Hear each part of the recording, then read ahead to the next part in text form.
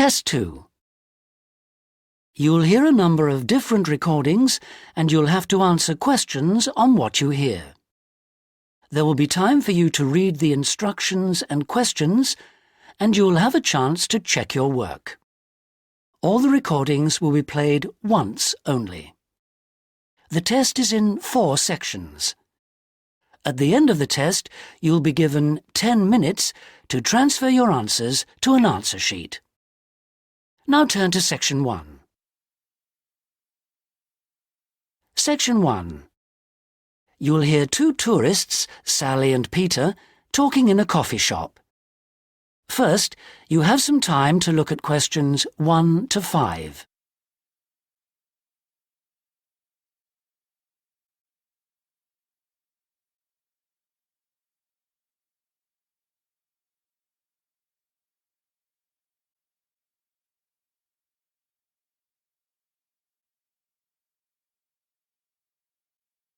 You'll see that there is an example that has been done for you. On this occasion only, the conversation relating to this will be played first. Oh, Peter, there you are. You've been ages. What kept you so long? I'm sorry I'm so late, Sally. Have you been waiting long? Oh, half an hour. But it doesn't matter. I've had a coffee and I've been reading this guidebook for tourists. Sally has been waiting half an hour for Peter, so C has been circled. Now we shall begin. You should answer the questions as you listen, because you will not hear the recording a second time. Listen carefully and answer questions 1 to 5. Oh, Peter, there you are. You've been ages. What kept you so long? I'm sorry I'm so late, Sally. Have you been waiting long? Oh, half an hour. But it doesn't matter. I've had a coffee and I've been reading this guidebook for tourists. Sit down. You look very hot and tired. What would you like to drink? I'd love a really chilled mineral water or something. Will you have another coffee? Yes, I will. The waitress will be back in a moment. Why were you so late? Did something happen? Yes. You know, I went to the bank to cash some traveler's checks. Well, the exchange rate was looking healthy, but when I went to the teller, they told me the computer system was temporarily down, so they couldn't do any transactions. They said the problem would be fixed in a few minutes, so I waited. And then I started talking to another guy in the bank, and I forgot the time. Really? Someone you met in the bank? Does he work there? No, he was a tourist from New York. His name's Henry, and he's been here for a week, but he's moving on to Germany tomorrow. He's an architect, and he's spending 4 weeks traveling around Europe. Just like us? Yeah, just like us. He told me the names of some places where we should eat. Great food and not too expensive, he said. Oh, and he also gave me this map of the bus system. He said he didn't need it anymore. Oh, that's useful. Pity he's moving on tomorrow. Here's the waitress. Let's order. Do you want anything to eat, or shall we just have a drink? Well, I'm hungry, and we've got a lot of sightseeing to do, so let's just have a snack and a drink. Sounds good to me. Before you hear the rest of the conversation, you have some time to look at questions 6 to 10.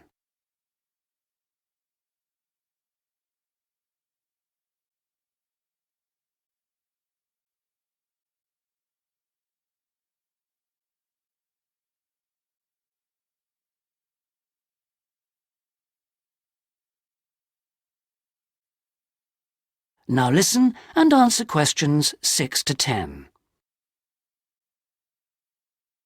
Well, let's decide what we'll see today. I guess the best place to start is the cathedral, and then the castle. What are the opening times for those two? Well, according to this guidebook, the cathedral is only open from 9:30 in the morning until midday. Oh, no, hang on. That's the Cathedral Museum. The cathedral itself is open morning and afternoon. The castle is just open from 1 to 5, so we can't go there until after lunch. I really want to spend some time in the art gallery, because they've got this wonderful painting by Rembrandt that I've always wanted to see. What else should we see? Well, the guidebook says the botanical gardens are worth spending some time in, and they're open all day from 8 to 6, so we can go there any time. I'd like to go to the markets near the river too, but, oh, no, wait, that's only in the mornings too. As well as today and tomorrow, we can see some other places on Monday, you know. But I don't think the markets will be open then. They only open on Thursdays, so we've missed them for this week. Maybe we should go to the cathedral today because it's Sunday tomorrow, and even though it's open every day, it might be more difficult to get in tomorrow because of the church services. That's true. But the art gallery isn't open on Sundays at all, so we'll have to go there today. The castle's open every day except Mondays, so we're okay there. And the gardens, of course, only close at night. Are all these places free, or do we have to pay to go in? What does the guidebook say? I think there's a charge for all of them, except the botanical gardens. Oh, and the markets. Of course you don't pay to go in. Okay. Well, it looks like our plan is this. We'll go to see the painting you like first, the Rembrandt, then have lunch and go on to the castle after that, and then the cathedral. Okay. It says here that the roof of the cathedral is really beautiful. Is that right? What I really want to do at the cathedral is climb the tower. The view is supposed to be spectacular. Okay, well, that'll be more than enough for today. Then tomorrow, let's go to the botanical gardens and have a picnic. I want to sit by the river and watch the swans. This city's famous for them. That is the end of section 1. You now have half a minute to check your answers.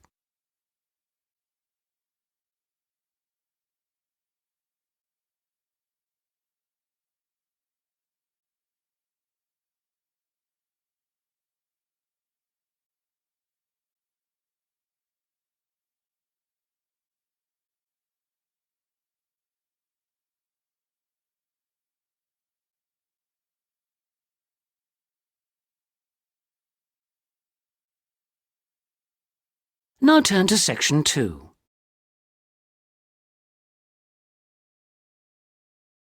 Section 2. You'll hear part of a talk given by an international student counsellor speaking to a group of overseas students during their orientation week. First, you have some time to look at questions 11 to 14.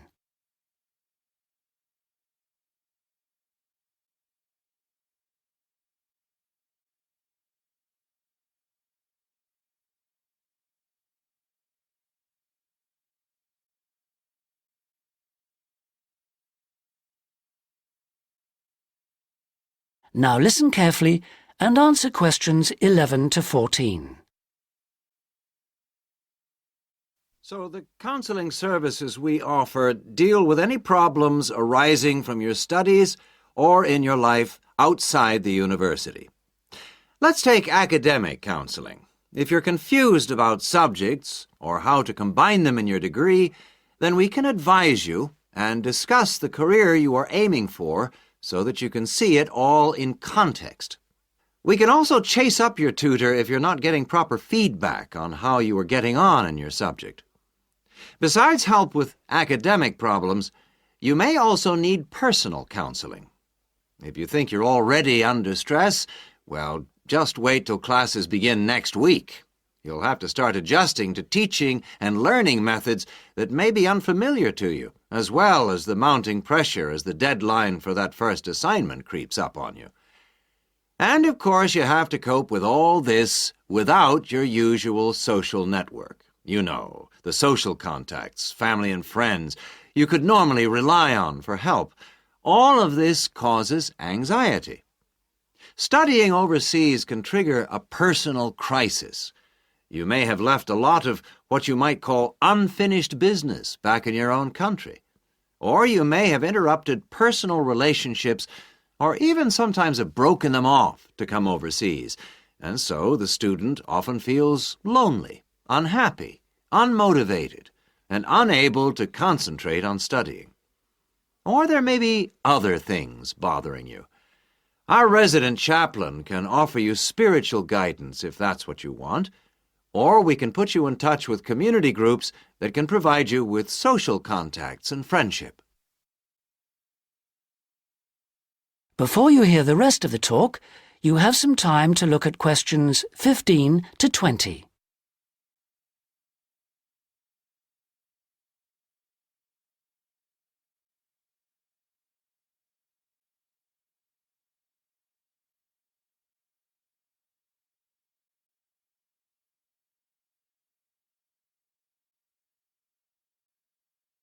Now listen and answer questions 15 to 20. What about exam stress? It affects nearly everyone to some extent, but especially overseas students like yourselves. There may be a huge amount of family pressure on you to succeed.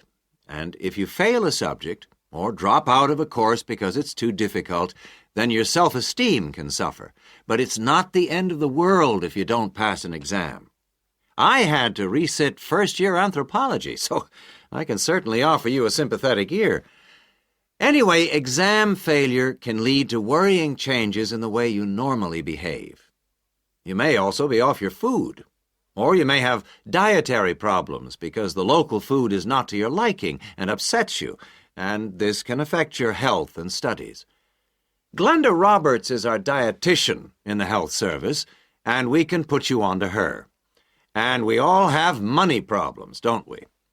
But remember, full-time students can get a low-interest loan of up to $600 to buy books and for similar study-related expenses. That's right.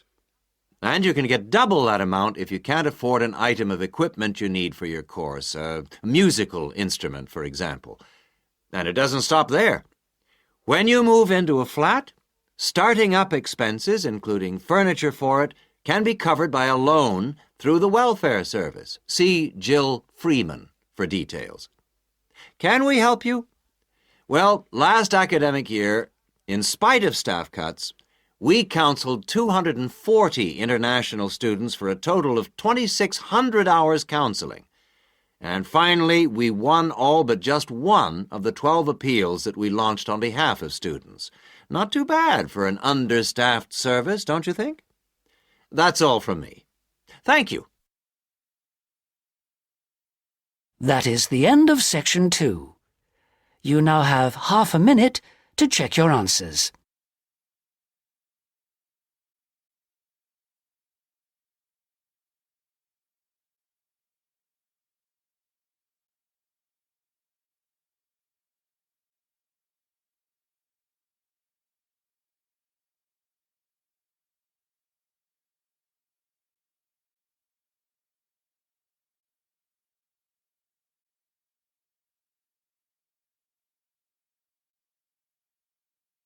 Now turn to Section 3.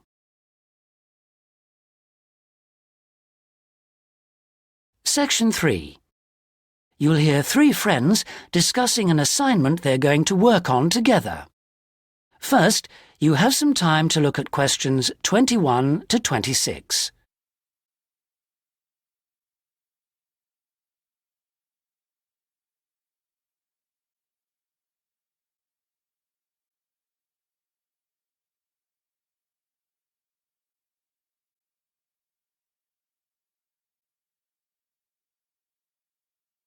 Now listen carefully and answer questions 21 to 26. Oh, there you are, good.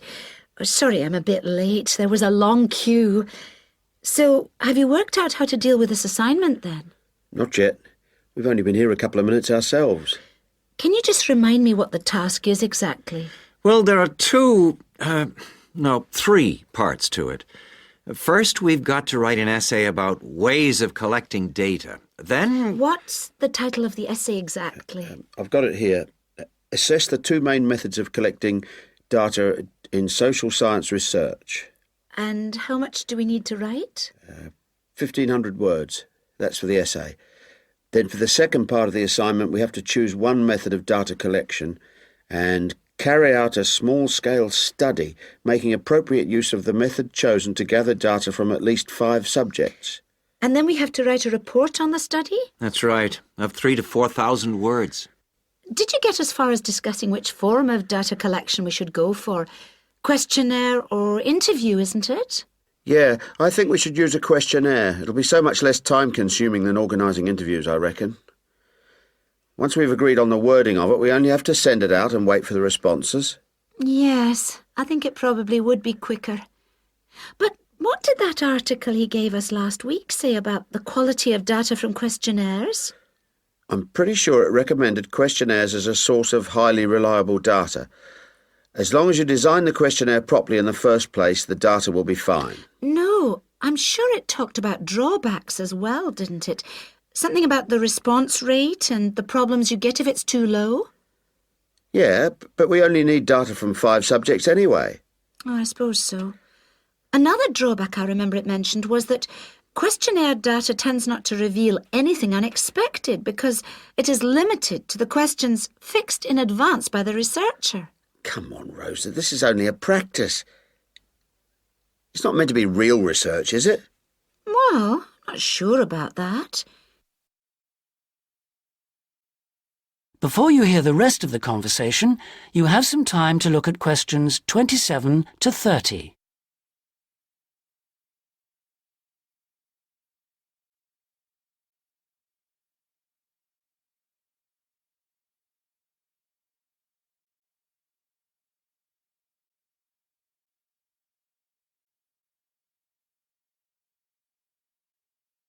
Now listen and answer questions 27 to 30. Maybe I'd better go through the article again, just to be sure. Can you remember what it was called? Sample Surveys in Social Science Research, I think. By Mehta. MEHTA? Yeah. And he also recommended a more recent book called Survey Research by Bell, I think. It's in that series published by London University. And if we try to use interviews instead, I saw a book in the departmental library that'll be helpful. It's called Interviews That Work by Wilson, published in Oxford in 1988. Right. Oh, I've got a tutorial now. Can we meet up again later this week? What about Friday morning? Suits me. 11 o'clock? Fine. Before Friday, I think we should all look through the reading list.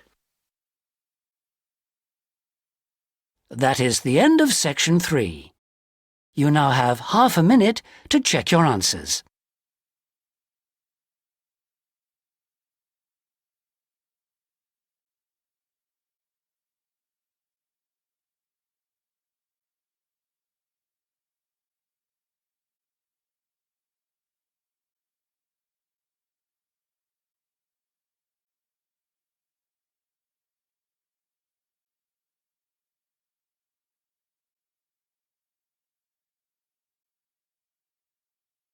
Now turn to section 4.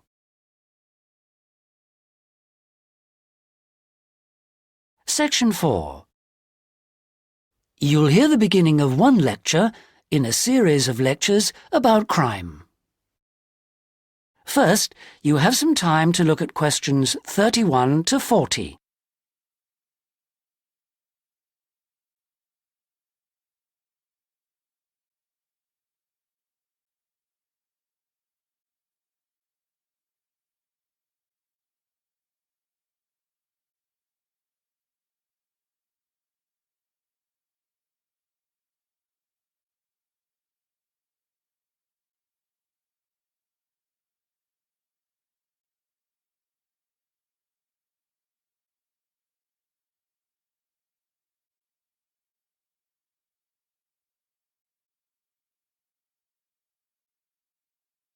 Now listen and answer questions 31 to 40. So far in these lectures, we've been looking at crimes like robbery and murder, both from a historical viewpoint and also in contemporary society. And we've seen that the preoccupation in Western society with crime and with lawlessness is part of a long and continuous tradition, rather than something which is new and unique to modern society.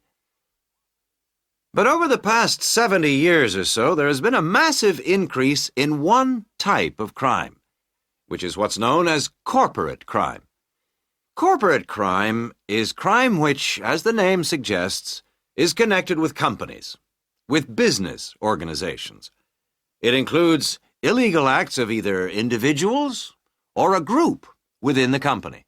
But what is important is that these acts are normally in accordance with the goals of the company. They're for the good of the company rather than the individual. It's been defined as, quote, crime which is committed for the corporate organization, the company, not against it. unquote. So crimes like theft by employees, things like embezzlement or fraud against one's actual employer are excluded according to this definition. The employees may be involved, but they're acting in the first place for the company. They may not even realize they're committing a crime, or they may realize, but they feel it's excusable because it's policy, or because otherwise they may lose their jobs.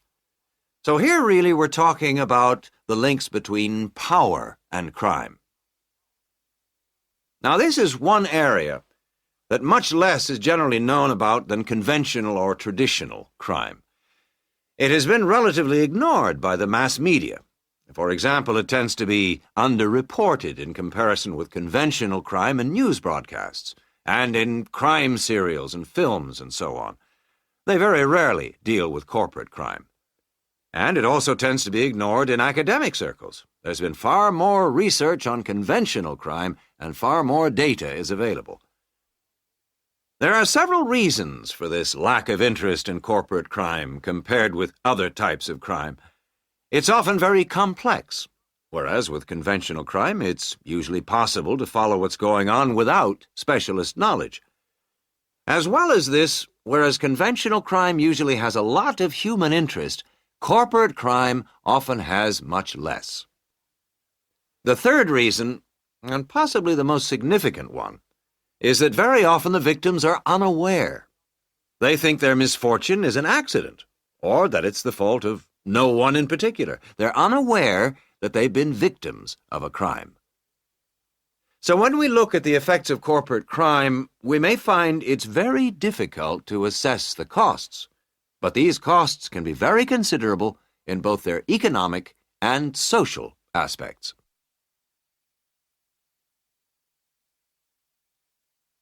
Let's look at the economic costs first. For example, if a company is producing fruit juice, and it dilutes its product so that it's just a little below the concentration it should be, many millions of people may be paying a small amount extra for their carton of orange juice. Now, small amounts like this may seem insignificant for individual customers, too small to worry about. But for the company, this deception might result in massive illegal profit. However, all studies of corporate crime agree that the individuals are in fact deprived of far more money by such crime than they are by conventional crime like robbery and theft. In addition to this, we have to consider the social costs of corporate crime, and these are again very difficult to assess, but they are considerable.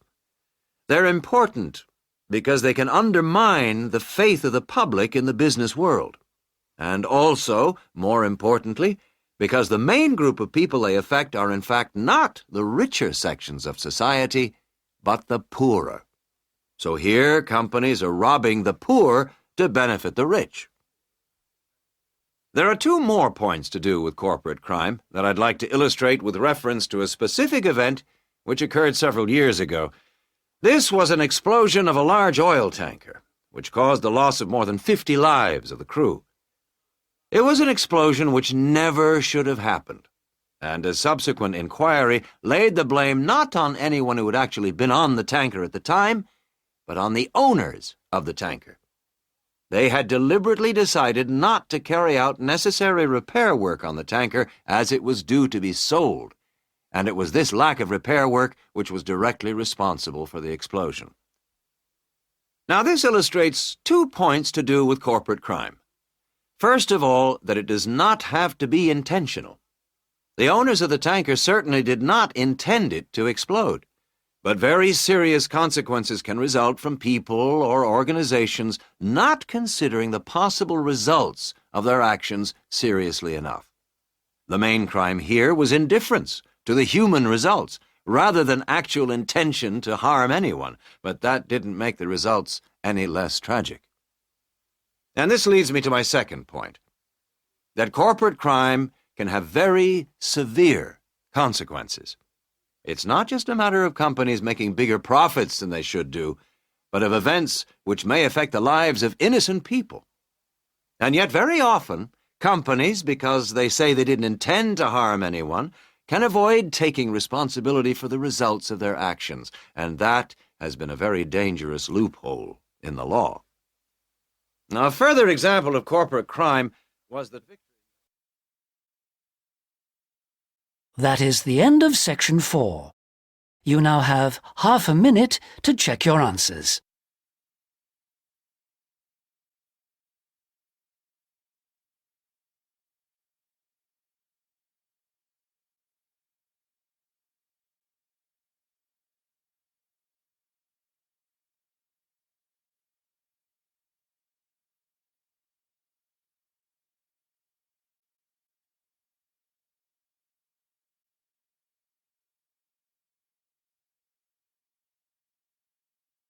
That is the end of the listening test.